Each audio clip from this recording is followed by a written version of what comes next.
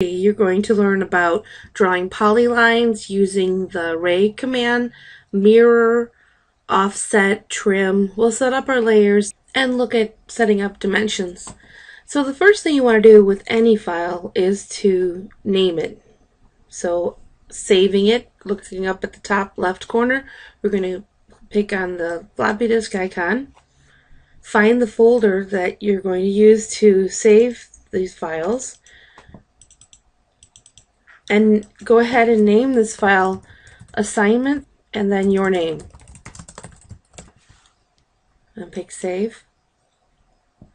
Now we need to set up the layers. So in the layer panel, we can go ahead and pick layer properties, pick the new layer icon, and type in here objects. Press enter twice on the keyboard, type in here border, press enter twice, dimensions, and text. We can change the color of those layers if you like. Go ahead and choose your own colors based on the background that you're working with. My colors are a little bit darker than yours because I'm using a white background.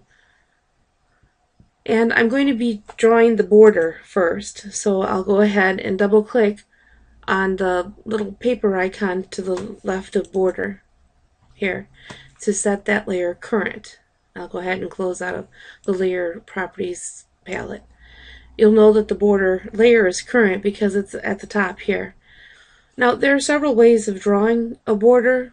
In the last presentation we used just a regular line command. This time use the wheel of your mouse to roll your wheel back towards you so that you can zoom out a little bit further, and you'll see this little UCS icon comes out of the corner, and what it's really doing is it's now on top of 0, 0. Because 0, 0 in the coordinate system is by default in the bottom lower left corner, it couldn't go on it, but once you back up a little bit from your drawing here, you'll see that this little box here represents 0, 0. So I'm going to go ahead and start the rectangle command that's in the draw panel, and I'm going to type in 0, 0 and enter. In your command line, as we said before, there are so many different options that you can look at. When you see the word OR, all of those are nested options after that. You can either type in A for area, D for dimensions, or R for rotation, or you can right click to get those same nested commands. So I'm going to go ahead and right click and pick dimensions. For the length of the rectangle, I'm going to use 11 and enter. For the width, I'll use 8.5 and enter. And now one last thing, AutoCAD is asking you to pick a point in which direction you'd like to draw that rectangle. So I'm going to go ahead and pull my mouse in this direction and left click. And I've got my rectangle. Remember, if you double click on the wheel of your mouse, you'll get the zoom extends. Now I'm ready to draw my object, so I'm thinking ahead. I need to make that layer current. So I'll drop this list down of layers and change the layer to objects. I can do the same thing with the rectangle here to draw my 5 by 3.5 inch rectangle, similar to the hard copy or the JPEG file that I posted on Blackboard. So I'll go ahead and, with the object layer current, start the rectangle command. I'll pick a point here to represent the bottom left corner. I can right click and pick dimensions. I'm going to type in here 5 and enter, and then 3.5 and enter. Now that last step is to pick which direction you'd like that rectangle to be drawn in. Now there are several different ways that we can draw these circles, and eventually you'll find that as you practice a little bit more, you'll think out those 2 or 3, and then you'll pick the one that's more comfortable for you. But what I wanted to do is to go through here several commands with you so that we can build our library of different commands that you've experienced. When you draw a rectangle, the rectangle is considered a polyline, and a polyline is all one piece. Notice that if I had drawn this with line segments, I would have had 4 different lines. So that works to our advantage when we use the offset command. We're going to offset 0.5 so we can get this circle in the bottom left corner.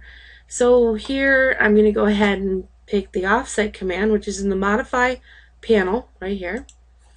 And remember with the offset command, watching your command line, you can type in the distance first. So type in here 0.5 and enter.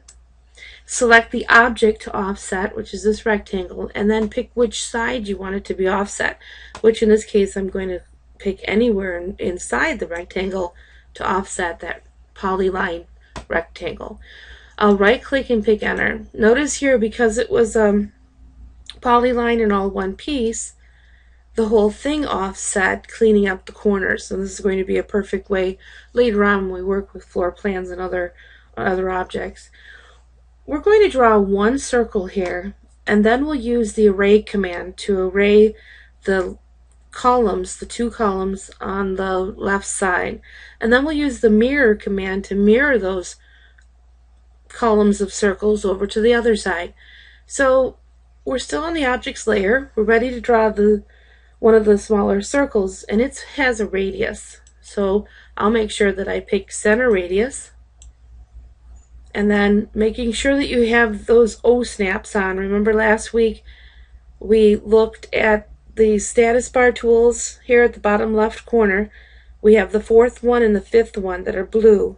And we'll come back to talking about what the other ones mean.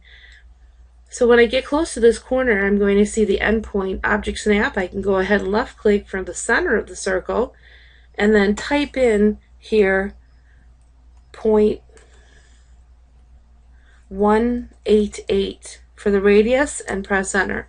There's my first circle. I don't need this rectangle anymore, so I'm going to go ahead and pick the erase command, which is in the modified panel, select the rectangle, and then enter it. You can either enter on the keyboard or you can right click to enter.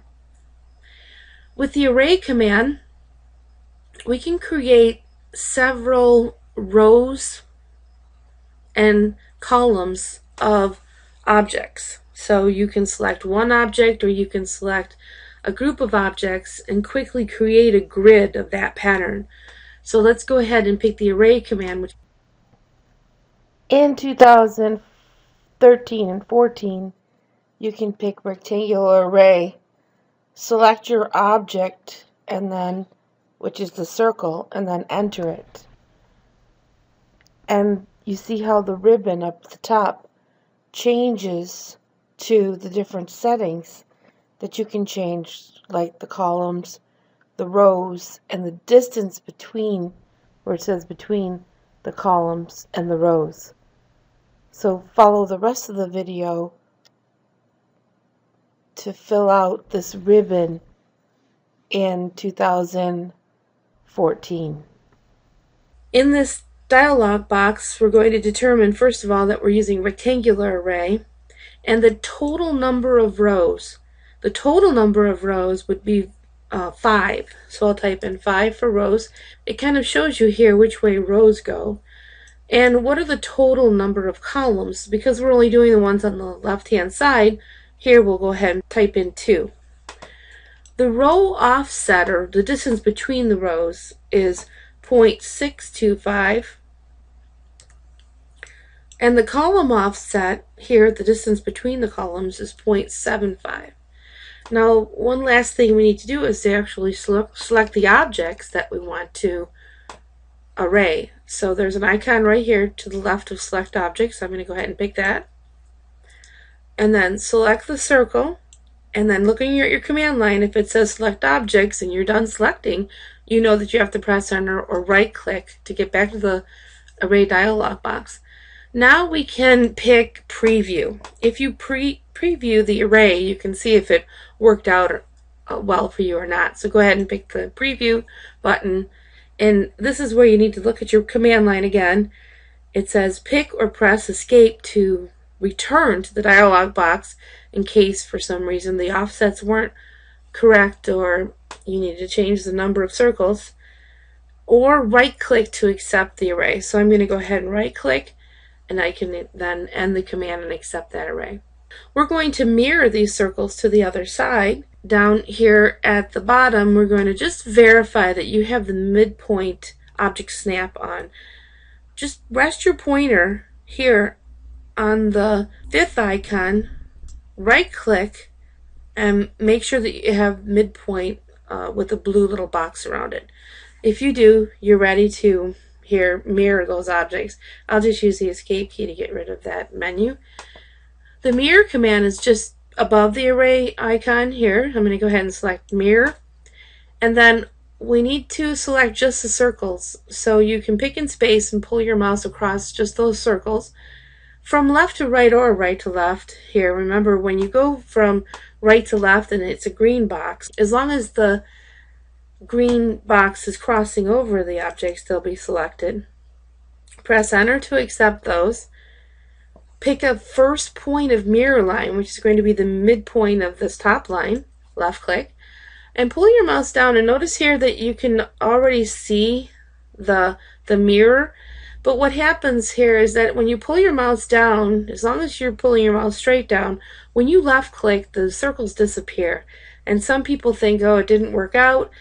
But as long as you're keeping up with the dialogue in AutoCAD and watching your command line, you'll see that AutoCAD's asking you if you want to erase those original objects. And we don't. So in brackets, you see where it says N for no. We want to accept that, so you can go ahead and enter, and you get your mirror of those circles. Now, the polyline itself is all one piece. So if you want to break that up so that it's individual lines, so that we can offset, for instance, just this top line, you can use what's called the explode command. The explode command is right next to the erase icon. So let's go ahead and pick the explode icon, and then pick the rectangle. If you look at your command line, you're done selecting the rectangle, go ahead and enter it. Now look what happens if I try to explode an object that's already exploded.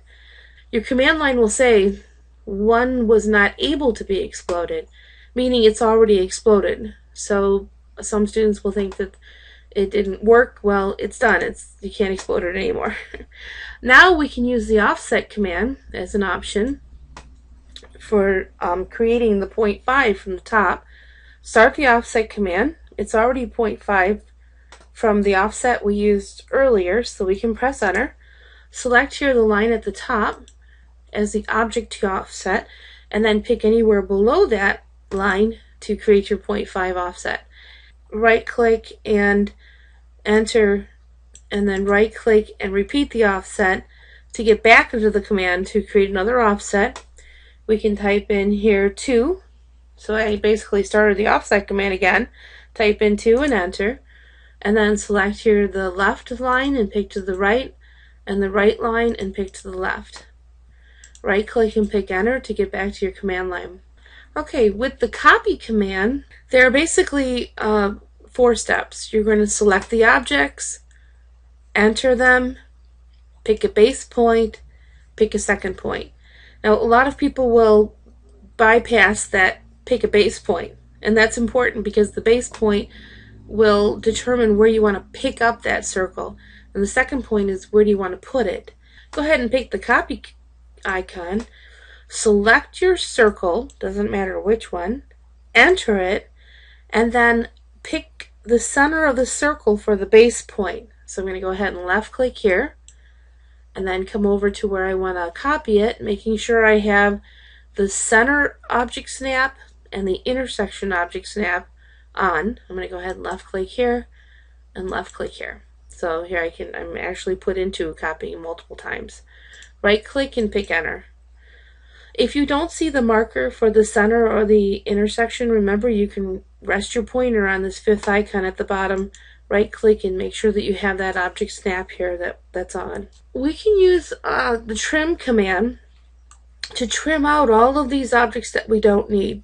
Now with the trim command, you can select one object as your cutting edge, or when you start the trim command, you can press enter and everything becomes a cutting edge, which means as long as that object is intersecting another object, it's going to be cut back to that point. So you're basically selecting the part of the object that you want to get rid of or trim. So I'm going to go ahead and start the trim command. It's in the modify panel. And then notice your command line. This is why we can press enter, because your command line says or, and then it says select all in brackets. So I'm going to accept the option of selecting all by pressing enter. And now I can pick out what I don't want. Notice when I pick here, it trims back to the first intersection that it finds. So I'm going to go ahead and pick all these little pieces out that I don't need here and here. So I've kind of cleaned up this whole inner part. Now, at some point, you can't trim a line or an object if it's already trimmed back as far as it can go. So for instance, this line right here doesn't have any other objects that are crossing over it, so there are no other cutting edges. Now this one I could continue here to trim back, but at some point I'm going to get here a small line that I can't trim back anymore. So I'll just erase these extra lines. I can right click and pick enter, start the erase command, select here that's these lines that are extra, here, here, and here, and then enter. Now we're ready to create our fillets that are at the corners. Now if you look at the JPEG file that's posted online, you can print it or download it. If you have a double monitor and can set that up, more and more we're going back to those double monitors, and I have one. It's perfect to work with. You can keep your palettes and information in the other screen. So you could download the JPEG file and leave it in the second monitor or print it out, either way. So here, let's start the fillet command, which is in the modify panel, and then right click and pick multiple, because we have 4 on the outside that are bigger than the 2 on the inside, smaller. So right click and pick multiple, right click and pick radius. We'll start with the outside corners, which have a radius of 0.5. Type in 0.5 when your command line says specify fillet radius and enter. Select here the 2 lines that you want to use to create that third arc or that fillet. I'll go ahead and select here and here. These 2 lines and these 2 lines here. Now I'm not done. I can do all of these fillets in one command. I can right click and pick radius again and type in 0.25 and enter, and I'm ready to select here and here and here and here. Right click and pick enter. So with a combination of commands that we're learning in this class, you can start to develop just about any objects with the fillet, trim, offset, erase, explode, drawing polylines, the array command, the copy command, and several others that we're going to be getting to. Now, our object is not completely centered. I mean, we don't have to move it to a specific spot, but you can use here the drag and drop that I showed you last time. If you pick in space and pull your mouse across the object so that everything is highlighted, you can hold your left mouse button down on the object, not inside the blue grip, drag and drop here your object into the center of the border. Now before we dimension or put text here, let's go ahead and make sure that you save the file.